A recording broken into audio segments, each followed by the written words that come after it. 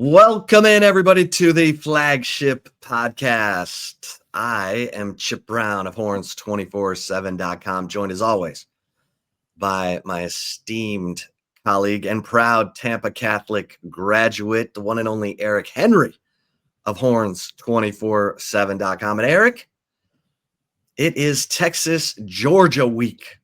The Longhorns headed to Athens for a 6:30 Central Time kickoff on ABC. I believe it's Fowler and Herb Street on the call. And it seems the whole college football world will be plugging back in to Texas football. Think about this, Eric.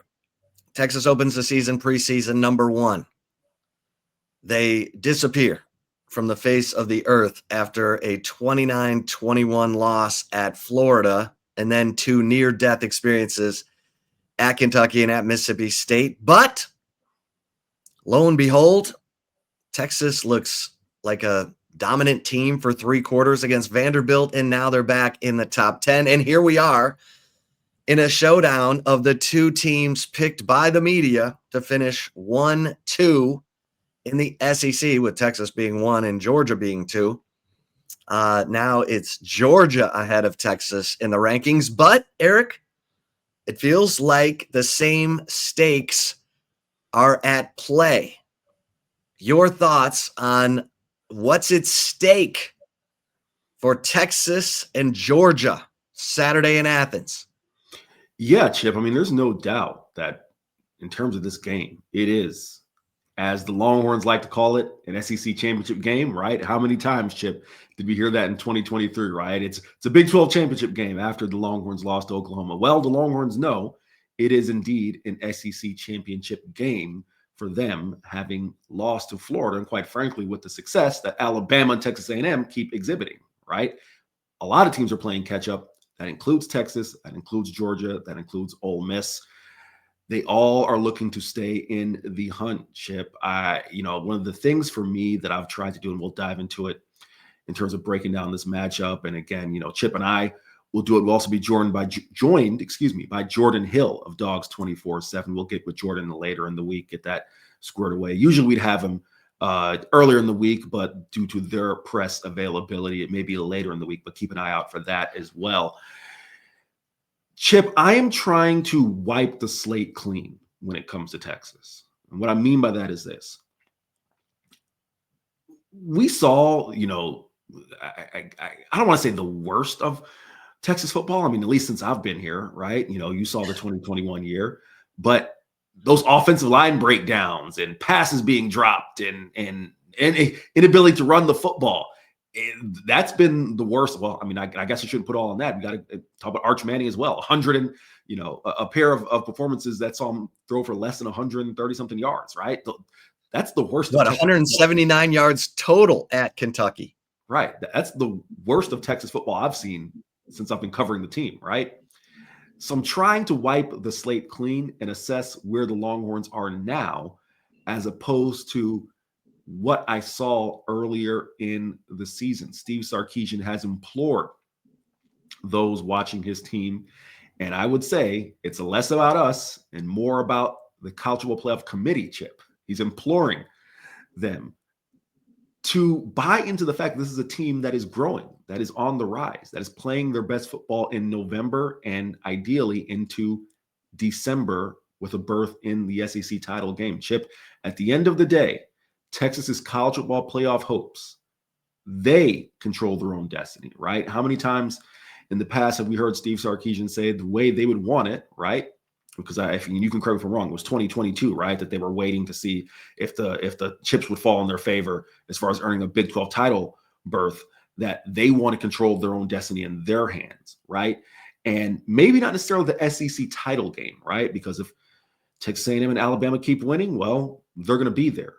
But Texas's college football playoff hope, they are in Texas's hands. It's in Texas's hands. Because if they take care of business and win, there's no way a one conference loss SEC team is going to be left out of the college football playoff, Chip. So It all starts with the game this Saturday night between the Hedges, Sanford Stadium, Athens, Georgia, 7:30 p.m. Eastern time, 6:30 p.m. Austin time. I'm looking forward to it. Yeah. Well, Texas made an adjustment to its offensive line against Vanderbilt. Cole Hudson returned from a leg injury and played left guard. And Connor Robertson remained at center. And it was their, as Steve Sarkisian said, the best protection Arch Manning has had all season. And Texas ran the ball enough, 27 carries, just over 100 yards rushing. And then the defense gave out in the fourth quarter. Let me start before we get to the defense and the changes that will be happening Saturday. Let's start with the offensive line. We have a 1-game sample size, Eric, but it was impressive. Arch Manning was hit only once, not sacked. He had time. He was able to operate. He was getting to his second, third, and even his fourth read at times in that Vanderbilt game. Played well, 300 plus yards passing, 3 touchdowns, no turnovers. Are you buying this revamped offensive line, especially in light of the fact that Texas suffered 13 sacks against Georgia in 2 losses last year, Eric? I have a smirk, Chip, because you're really testing my ability to wipe away the last 7-8 weeks of the season, right? You're 1-game sample size, Eric. You're giving me a 1-game sample size and saying, "Do you buy it?" You buying? Chip, I am buying it.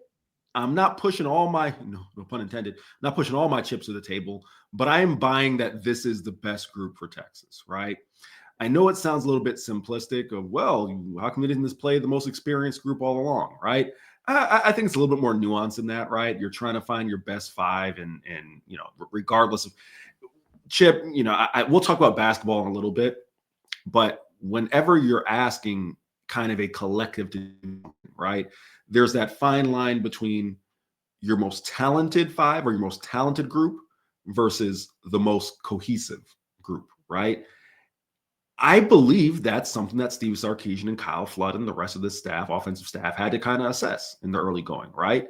Do we try to go with the more talented group? And this is no shade on Connor Robertson, but I'm sure most people would say that Nick Brooks, right, has a higher upside in terms of an offensive lineman, right? So that would mean you would play Cole Hudson at center and try some things out with Nick Brooks. You get intrigued by, the idea of Connor Stroh. Unfortunately, NATO's been in the witness protection program, but that's another conversation for another time. I understand early in the year saying, all right, we want to try out our most talented group. But I think the results have shown that the most veteran group, the most cohesive unit is this, right? Even though it's a 1-game sample size, I am buying that if Texas is going to have success at Georgia versus Texas A&M, it's going to be with the group that's played the most football and has been in the program the longest, as opposed to maybe quote unquote would be the more talented group on paper, Chip. Yeah. They're gonna need the interior of the line to be really good, because no one does double A gap pressure quite like Kirby Smart, who loves to send his linebackers and safeties through those A gaps, but primarily as linebackers. They are his best pass rushers. CJ Allen and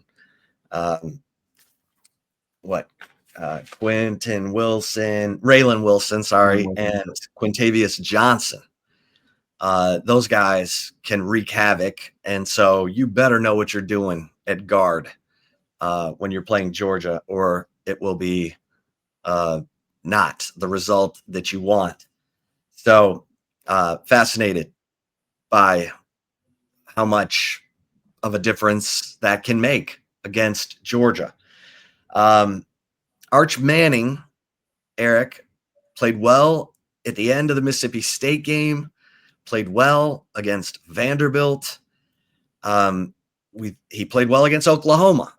Then he went back into a little bit of a shell against Kentucky, and I get it. He was getting he didn't know which way was up because there was so much heat coming through his offensive line. But Arch Manning, how improved is he? Because he's the conductor, he's the navigator. He's got to make this thing go against that Georgia defense. Chip, this is the one I will buy wholesale, right?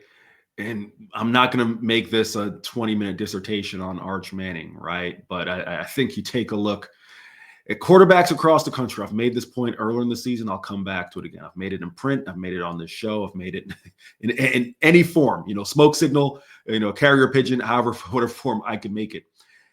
5-star quarterbacks, it's not a guarantee. We're not talking about LeBron James. We're not talking about Victor Wembanyama, who, ironically enough, Arch Manning went to meet earlier this week, or I guess last week, I should say, went down to the Spurs game, he and Parker Livingstone. We're not talking about a guy who you just plug and play and they're an automatic all-star, right? And that's not specific to Arch Manning. That's just 5-star quarterbacks. There's a development to this thing.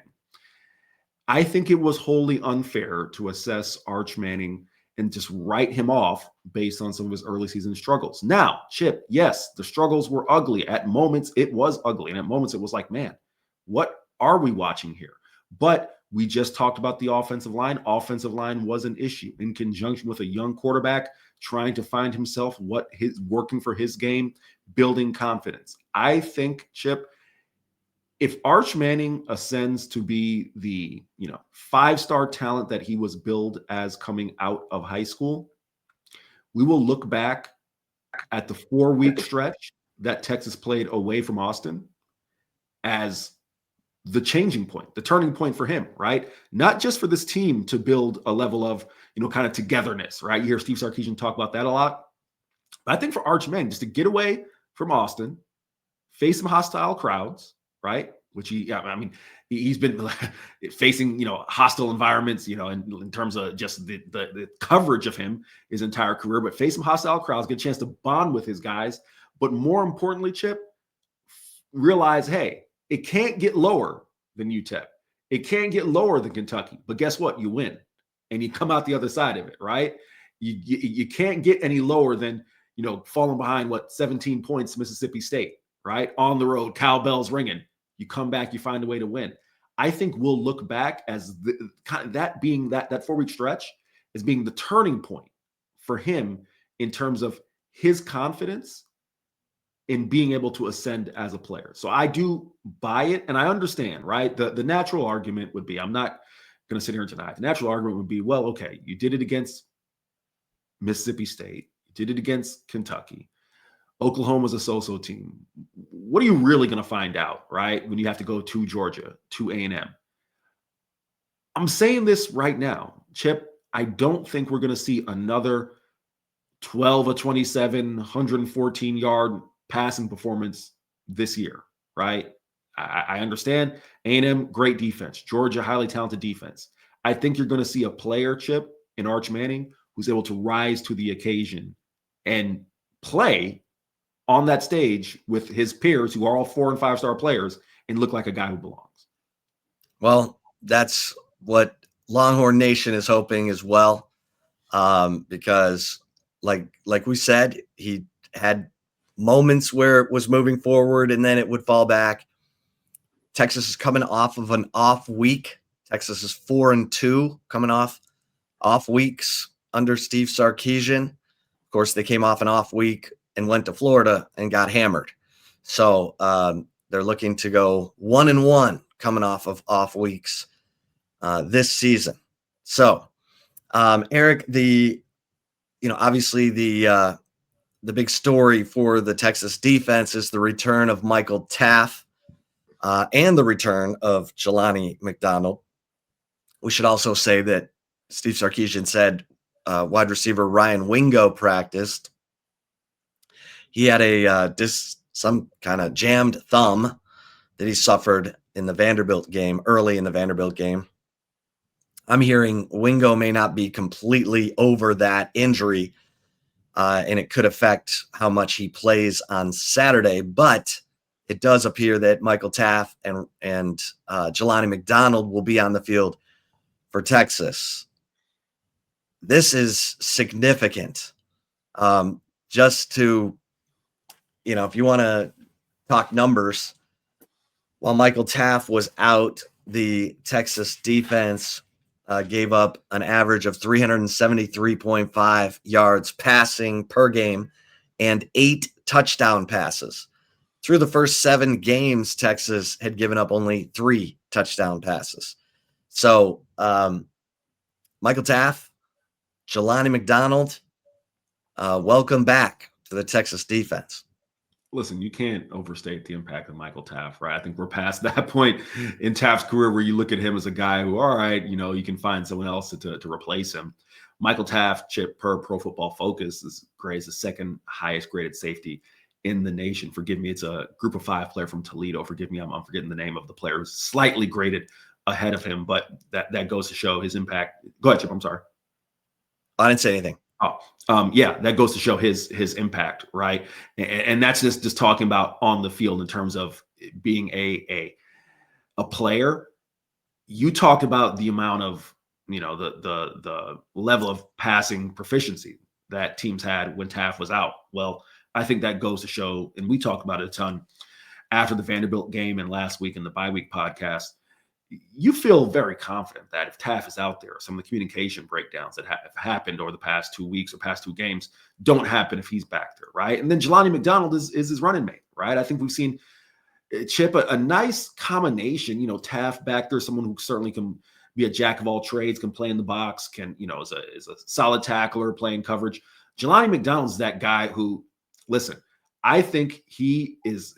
I don't think he's gotten enough credit, quite frankly, for how well he's played, right? I know he's had a couple hiccups here or there, but I think he's very comfortable as a tackler, very comfortable making plays at the line of scrimmage. And Chip, as an open field tackler, there have been a couple times, right, where he's made open field tackles that, I'm not going to call out, I hate to spotlight one guy by name, but, Xavier Filsaime kind of whiffed on an open field tackle a couple weeks ago that led to a touchdown. I think it was Eli Stowers, Chip, right? And again, that's a mismatch. Eli Stowers is 6'4", 240. Xavier Filsaime certainly not that size, but still, you want to at least, if you can. It was a clean shot. He had a clean shot. It was a clean shot, and you're hoping at best you can, at least get a body on him so that the rest of your guys can help you out there. If you don't quite have, the mass and the wherewithal to bring down big Eli Stowers, but it was a whiff, right? So, can't overstate the impact that Taft and Jelani have. And I'll quickly touch on Ryan Wingo. Yeah, that thumb injury. I know Steve Sarkisian said that had it been an emergency, he could have gone back in. A thumb is a weird one, man, for a receiver. Like that's we all have hands, right? Like that thumb is a big part of you feeling comfortable, like just gripping the football. And it's I don't know. I appreciated Steve saying that, okay, he would have gone back in an emergency, but that one gives me a little more pause, Chip. I don't know if you feel great about it, but that one gives me a little more pause, especially for a guy in Ryan Wingo who has struggled with the drops. Leads the team in drops with 4. That one gives me a little more pause, Chip. Yeah, I agree. And look, they got weapons. Emmett Mosley has emerged as a full-fledged playmaker and a guy who Arch looks for. I mean, they're targeting Emmett Mosley in the end zone. So he's proven himself. And DeAndre Moore is a pro. And Parker Livingston, I'm sure, would appreciate having a few more snaps. His snaps have come down since Emmett Mosley has emerged. But they got guys. They got guys who can get it done. I think Quintravian Wisner is going to play a huge role in this game. It feels like maybe even as a receiver, if Georgia's getting some pressure on Arch Manning, he's got to have that safety valve. And Quintravian Wisner has been a safety valve and a go-to player. I mean, his performance in the Oklahoma win was enormous. He was the MVP offensively, in my mind, of that game, with his running the football and catching the football. A couple of critical third downs converted on passes to Quintravian Wisner. So I think that Wisner is going to, play a big role in this game. your thoughts, Eric, on, the offense, the defense, keys, that are standing out to you before we get to special teams. Jack injuries. I'm curious to see what role he's going to play, Chip. You heard Steve Sarkisian talk about it. I believe it was after the Mississippi State game. Don't hold me to that. It was within the past few outings in which he said that Jack injuries had his best game as a pass blocker, right? And I know if you're a Longhorn fan, you're saying, well, is that why we brought Jack injuries here? Well, we all know because of the pressure that Arch Manning has faced, Jack injuries probably had to remain in as a pass blocker, right? I'm not saying that he's going to be solely used as, a sixth offensive lineman on Saturday, but Chip made the point about Georgia's linebackers. Steve Sarkisian, Arch Manning, et cetera, made the point about Georgia's linebackers, right? It's a talented group. They are able to pressure quarterbacks in different ways. It's probably going to mean Jack injuries. If he has 2, 3, 4 catches, great. That's nice value. But can he play to that level that Steve Sarkisian saw in terms of him as a pass blocker? I'm going to, continue with that theme. Quintravian Wisner, CJ Baxter, 2 guys who've been great in pass pro, quite frankly, right? I think they didn't get enough credit for how well they've performed in pass pro against Vandy. Same concept, same thing, right? This is a week, Chip, where it's easy to lean on those cliche things, those coach speak things, and say, all right, 11-man protection, right? Well, no disrespect to Sam Houston or UTEP or San Jose State.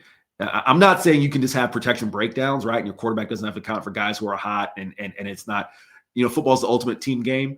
But you would hope your pass blocking can get the job done. Your 5 guys up front against group of 5 play. Against Georgia, this is where it truly is. You need your running backs picking up blitzes. You need your tight ends in the right spot. You need everyone on par in that sense, right? So this truly is the week where I believe that adage fits in my mind. Defensively, Gunnar Stockton, Chip, and again, maybe we'll dive into this. It's probably better to dive into this when we get Jordan on later in the week. I don't know what lens you view him from, but he's a guy who I had to sit down and just watch a whole game of him and kind of wipe away the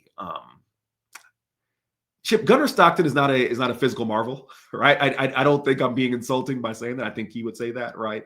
He is not, Arch Manning. He's not DJ Lagway. He's not Garrett Nussmeier. But you got to wipe away that aspect and wipe away of the guy who was Carson Beck's backup last year. He's playing great football. He's playing better than Carson Beck, right? Certainly. Looks like Kirby Smart and Georgia made the right move. Just Gunnar Stockton, that intrigues me as a defense because I'm trying to do the math here, Chip, and you look at quarterbacks Texas has faced. Julian Sain probably still has to be the top, right? But Gunnar Stockton's right there. Am I wrong? Oh, no. Gunnar Stockton, I think, has had to do more for his team than Julian Sain has had to do for his team. Gunnar Stockton's been in some shootouts. He had to lead a drive down 8 at Tennessee where he throws a 28-yard touchdown pass on 4th and 6 to tie the game and ultimately send it into overtime. I think Gunnar Stockton is, to me, he's the best quarterback Texas has faced this year because, let's be honest, Julian Sain in the first game of the season was not asked to do a lot. Gunnar Stockton's asked to do a lot. He has to run it. He has to throw it. And he's the calming influence. I think he is a problem. I mean, they've been in some tight spots. They've trailed after the first quarter in 6 of their 7 SEC games. And if you're word to the wise, if you're going to get on Georgia, get on them early and try to make it stick. Tennessee was up 21-7 early on Georgia and couldn't make it stick.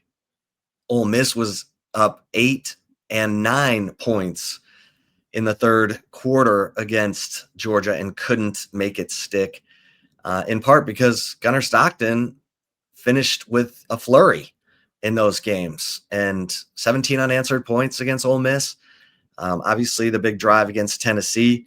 So, yeah, Gunnar Stockton is a problem. Now, Texas's pass rush has been electric the last 4 games. Colin Simmons, 7.5 sacks in the last 4 games.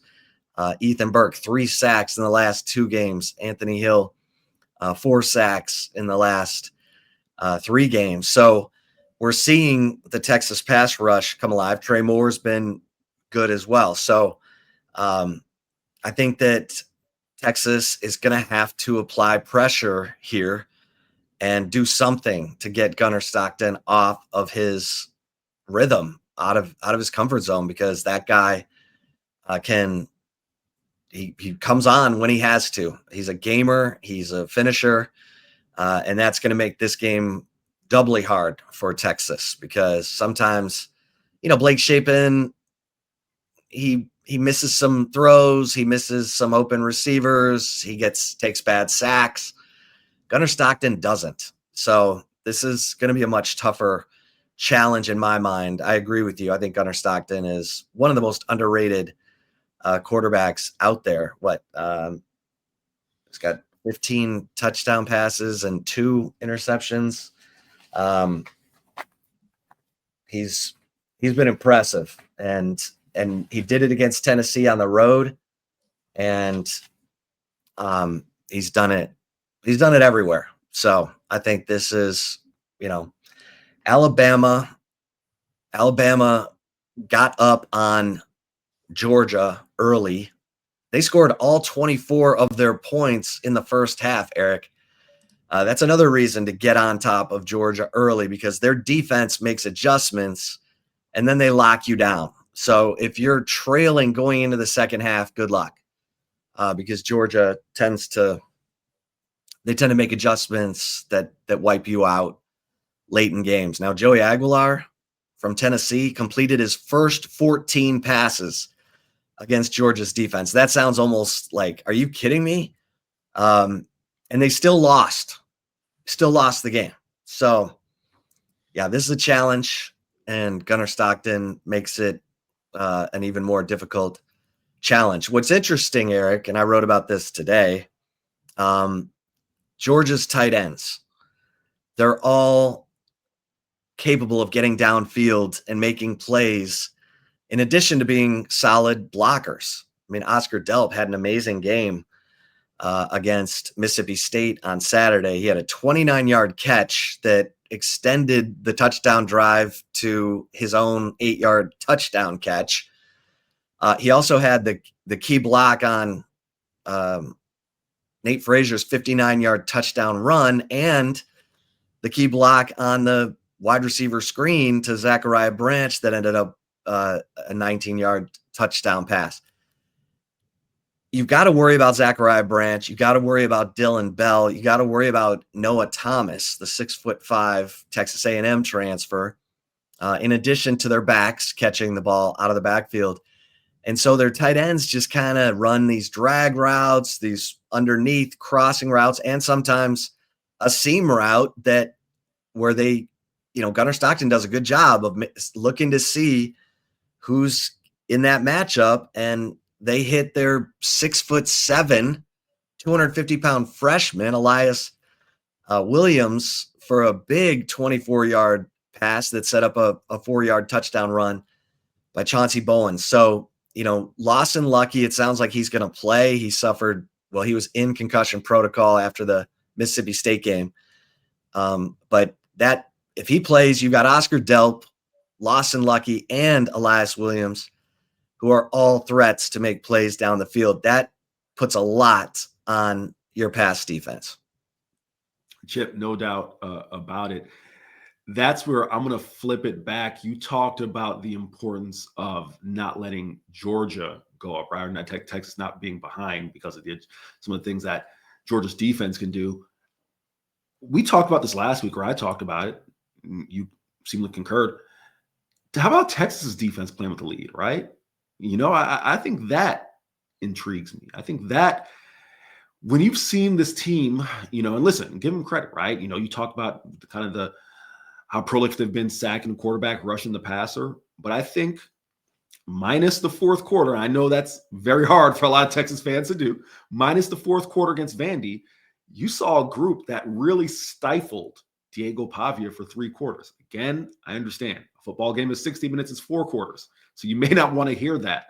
But I do think flipping it on its head, you talked about the pressure that Texas's pass defense will face. Well, if Texas's defense can play with a lead, if it's 7 points, if it's 10 points, what that allows defensive coordinator Pete Kukowski and just the guys, and Chippy, this has been one of your guys as long as I've been here, Ethan Burke, playing great football. He's the nice compliment, the yin to Colin Simmons yang, right? You know, Ethan Burke rushes the passer in his own way. Maybe he might not get home as often as Colin Simmons, not as dynamic off the edge, as quick off the edge, but he's just an all-around excellent football player who finds his way in the backfield, right? Those guys are playing really well. So what can alleviate some of that pressure from the pass defense, from the secondary? Well, a really strong pass rush. And again, if Texas can at least, if you're not having to spend this whole game neck and neck, and I know that's a big ask because, Chip, we're talking about a game where the field's going to be littered with 5-star talents, right? I mean, the margins are going to be even. I was going to say slim, but it's going to be even in terms of just talent, sheer talent level across the field. I know that's a big ask for Texas not to play neck and neck in this game the entire way.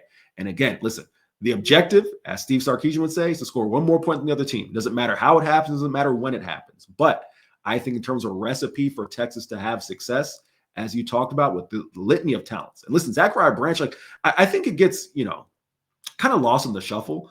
While, the numbers, there's not like one guy that stands out as the Jeremiah Smith. They got so many talented guys, right? So Texas fans, don't just look at the stat sheet at the box score and say, oh, okay, well, they don't have like a dude. They have plenty of them, right? And I think their biggest dude is probably behind center, as Chip made a great point talking about. But what's the thing that I think that could help out that pass secondary? If Texas can at least play, Chip, 10 minutes, 15 minutes with a 7-point lead, that allows the defense, specifically that pass rush, to go do their thing. Yeah. Zachariah Branch leads the team in receptions with 53. That's a big number. 542 yards, 3 touchdowns.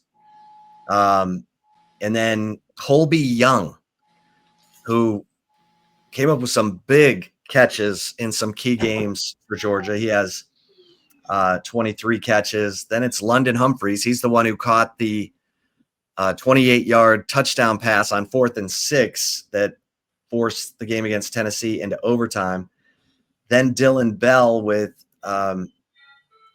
18 catches. Then Oscar Delp.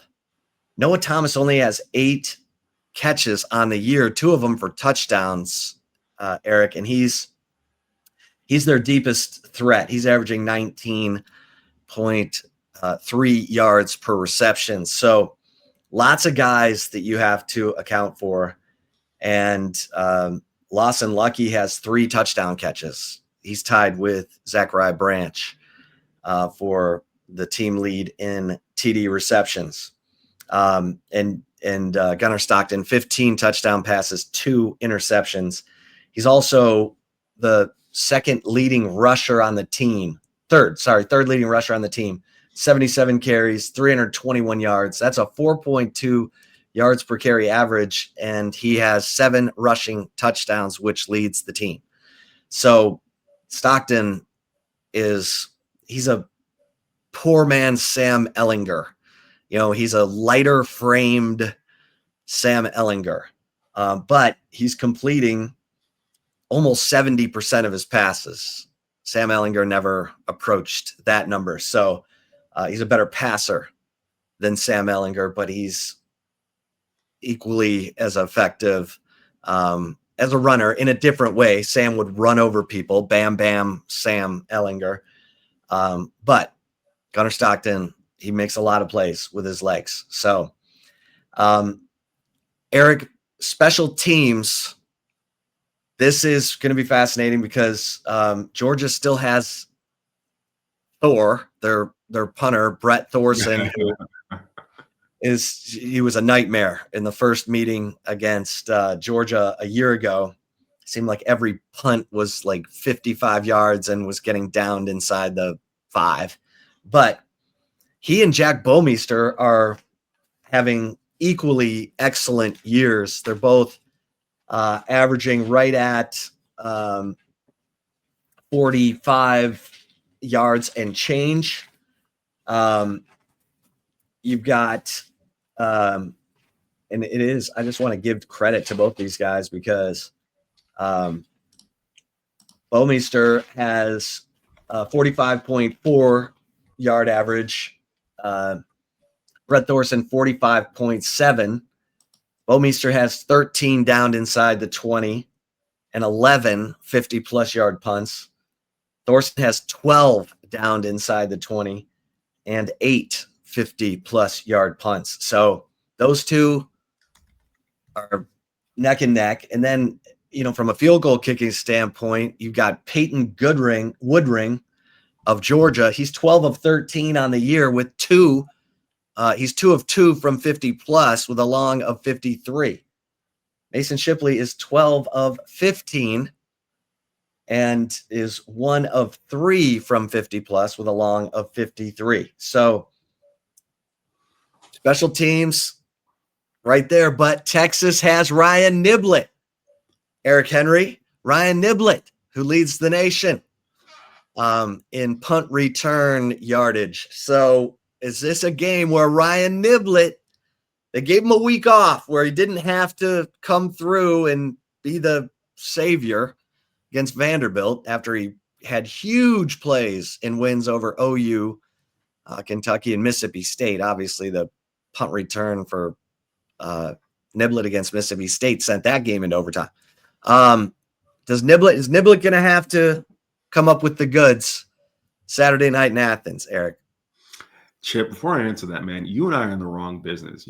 Brett Thorson, I just looked it up, was working as a dairy farmer in Australia before he found his way to Pro Kick Australia. Jack Bouwmeester was playing cricket. And there's another thing he was, cricket and something else. I think it was handball. You and I need to just be over in Australia just finding guys to go punt, right? Like, we're in the wrong business. That's just so random. He's a dairy farmer with a booming leg like that.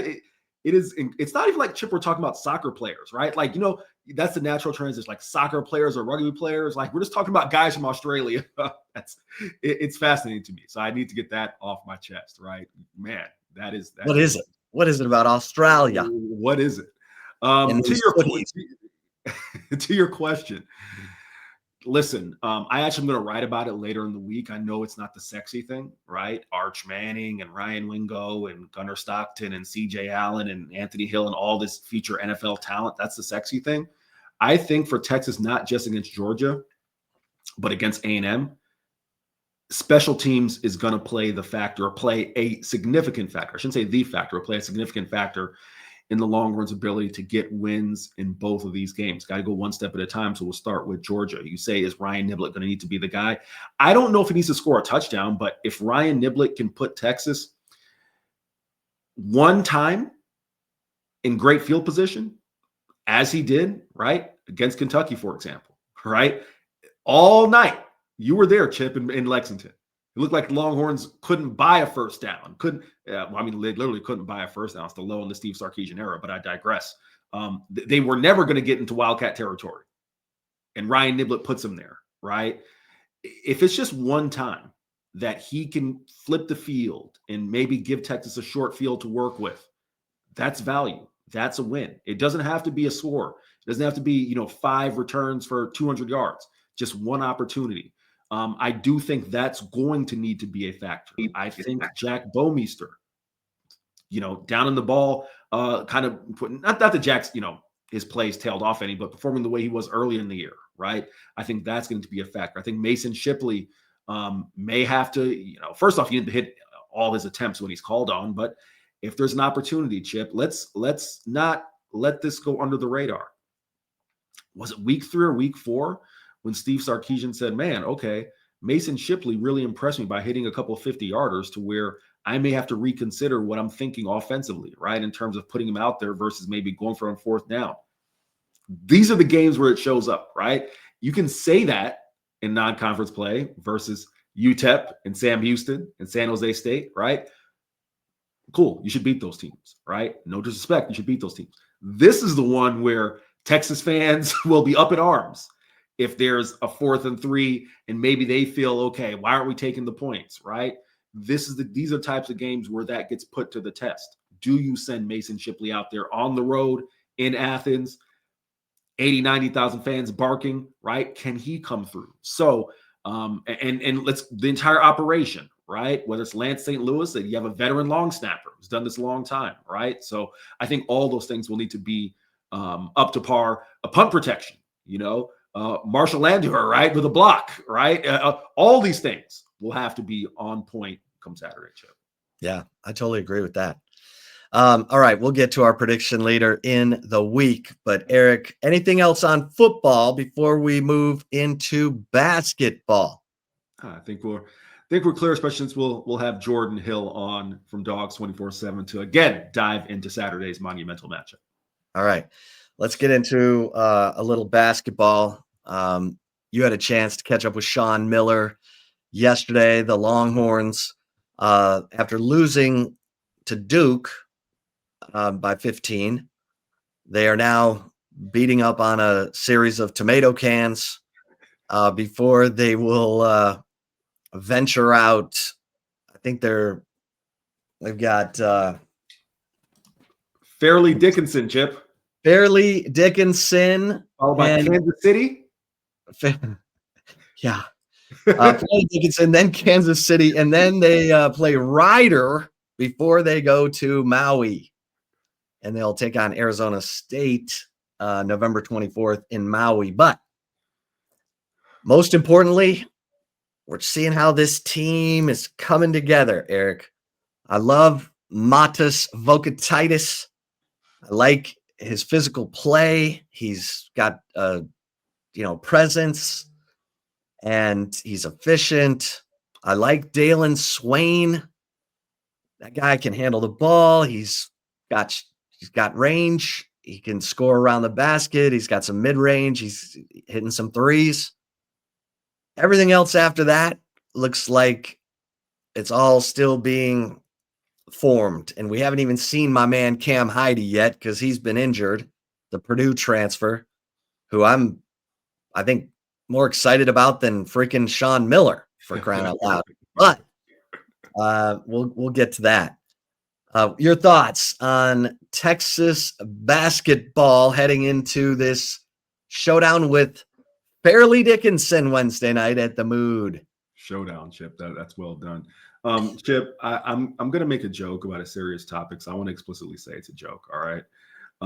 You talked about the tomato cans that Texas is playing.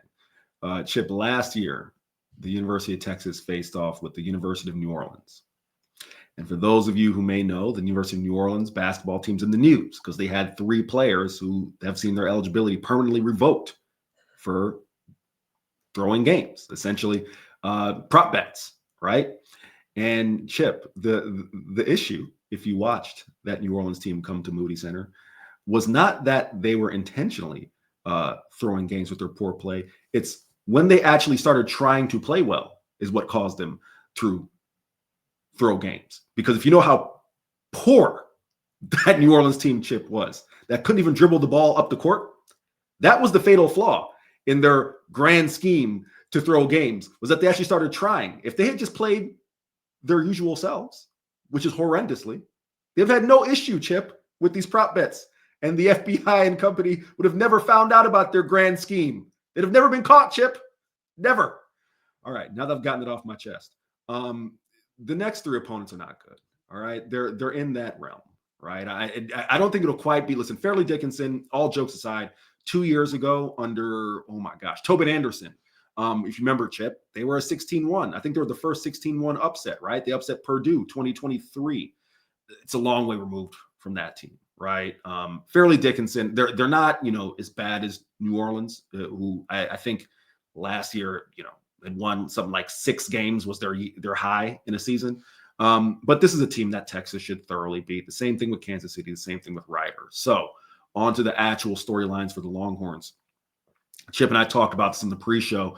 When we caught up with Sean Miller yesterday, one of the things that was notable to me is he talked about, when we spoke with him after the Duke game, he said that the starting lineup would be fluid and, hey, he didn't foresee this being a group where there was a fixed starting lineup, right? Not to say he's necessarily going back on that, but clearly he's seeing enough from the roster he has now to say that Jordan Pope is going to play the lion's share of the minutes at point guard. It's a direct quote from Sean Miller. Jordan Pope will play the lion's share of the minutes, followed by Simeon Wilcher, who will be the backup point guard. He said that those two will play, basically account for the 40 minutes at point guard. What that does is that allows Tremont Mark to focus less on being, again, Sean Miller's words here, a quarterback out there, an extension of the coach, and he can do something he does well, which is score. That also means Kendall Weaver returns back to his sixth-man role, right? So let's kind of pick this apart piece by piece. Jordan Pope, Chip, had 6 assists against Lafayette in the win against Saturday. Only 5 times in his career. Jordan Pope has played 101 career basketball college games. Only 5 times in his career has he had 6 assists or more. The 6 assists is a high for him as a Longhorn. Okay. So 5 times at Oregon State, and then this last time here last week, right? Or last Saturday. So he's going to be doing the majority of the ball distribution. I think it's interesting because you take a look at this team in terms of sheer scores, right? I'm not saying you need a guy like Trey Johnson who's going to be a walking bucket and give you 20 per night, but Chip, you know who, in terms of their history in college basketball, the top 2 leading scorers are for this team? It's Tremont Mark and Jordan Pope. Jordan Pope averaged 17.6 points per game with Oregon State 2023-2024. Tremont Mark averaged north of 16 points that same year. No one else has scoring averages that reach that, right? Dalen Swain averaged, I believe it was 11 points per game last year with Xavier. Matas Vokataitis, wasn't necessarily a scorer, right, with Florida Atlantic. So those are the guys they have on this roster who are demonstrated ability to score the basketball. So Jordan Pope is going to kind of be that offense initiator. I know that I won't speak for Chip. I know he has reservations, and I'll let him address them. I won't speak for him. But Tremont Mark is going to focus on being a scorer, right? We'll see where that gets Texas, but I can see the vision. I know I've been a little bit higher on the idea of Jordan as a starter than Chip has. I don't know if I necessarily was buying him as a true point guard. Sean Miller sees it, and that's what they have. Yeah, Jordan Pope, he can shoot you into a game and he can shoot you out of a game. And that's anybody, but the consistency, the shot selection is look, a shooter has never seen a shot he doesn't think he can make. The question is, are you making sure that Dalen Swain's getting touches? Are you making sure that Matas Vokataitis is getting touches down low? Because Matas is going to be a really good player for Texas, I think. I mean, he may end up being an all-conference. I mean, not in this league, probably this year, but all-conference type of player for Texas. I think he has that kind of capability because he's sturdy and he just plays with an aggressiveness, a physicality that is natural. Like when we saw the big man last year, the transfer from Virginia. Caden Shedrick.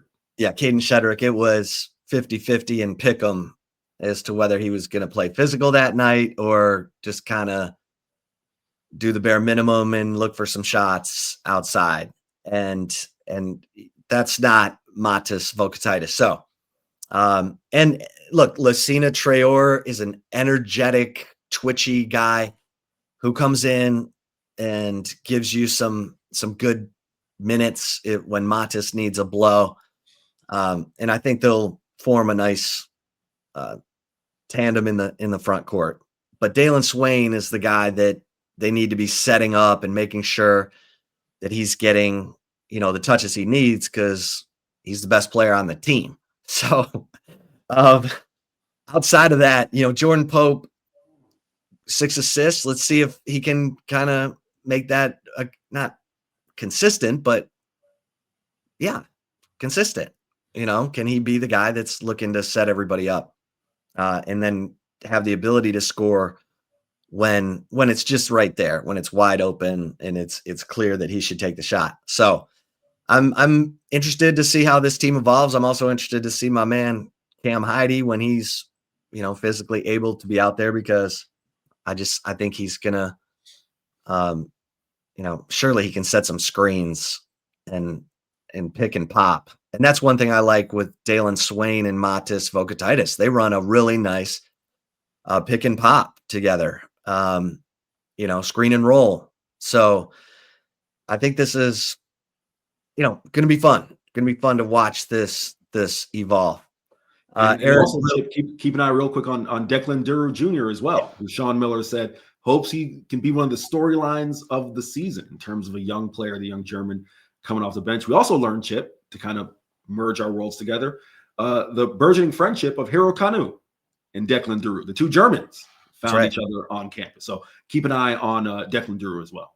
Yeah, Declan Duru, you can tell he's got a high basketball IQ. He just needs reps. He just needs some experience, a little confidence under his belt. And I'm very interested to see how he evolves, because you've got kind of him and Nick Cody kind of both developing, and let's see how far they can come this season. All right, the Texas women are rolling. They have, they beat Richmond. They pounded Louisiana last night, 100-38. They're really good. But I mean, I'll say this: I really like Jordan Lee, how she's developing. I think she's, my breakout player for this year. Obviously, Aaliyah Crump, the freshman, is starting, and she's fearless. I mean, I think once she kind of harnesses, what's a good shot for her, when do I need to give it up? But she's going to be a problem for teams, because you've got to defend Madison Booker. And now you've got Jordan Lee and Aaliyah Crump who can hit some shots, and Brianna Preston. I mean, she's a one-woman fast break. She reminds me of TJ Ford with her speed and her ability to just outrun opposing defenses down the floor. And you can tell she's put in work in the gym on her shot. So, and you've got the two-headed monster down low of Brea Cunningham and Kyla Oldacre. So Vic Schaefer's got it going. All right, Eric, you ready for some take it or leave it? Everybody's favorite part of the show. All right, ready. Right after this break, we'll have take it or leave it, right? Don't go anywhere, folks. Take it or leave it is up next. All right, welcome back, everybody. It is time for everybody's favorite segment of the show, a little take it or leave it. Eric, how did we do last week? Last week, there was only one take it or leave it that could be scored. It was, will the Texas Longhorns be among the top 12 teams in the debut college football playoff rankings? Both Chip and I took it, and they were, in fact, there. So that is a 1-for-1 week for Chip and I. We'll dial it up this week. We got 3 that can be scored. Chip? Okay. Take it or leave it. Number 1, Eric. Texas runs for at least 100 yards against Georgia Saturday night in Athens. Take it or leave it. Chip, as always, when it comes to these rushing questions, I have one question to ask you. Sack adjusted or not? Sack adjusted, yes. Okay. Sack adjusted. So for the audience, again, sack adjusted means that we are not counting sack yards, just pure rushing yards. That's within realm, Chip. The statistic that's kind of been making the rounds is Texas has 60 yards on 56 attempts in 2 prior meetings against Georgia. Well, if you take out the sack yards, Texas rushed for about 117 yards and they have rushed for 117 yards in both of those meetings. Still not great, right? That's 53 yards per game, but it's not quite, 60. It's not abysmal. Trey Wisner's found 50-something yards in both outings. I'm going to leave it.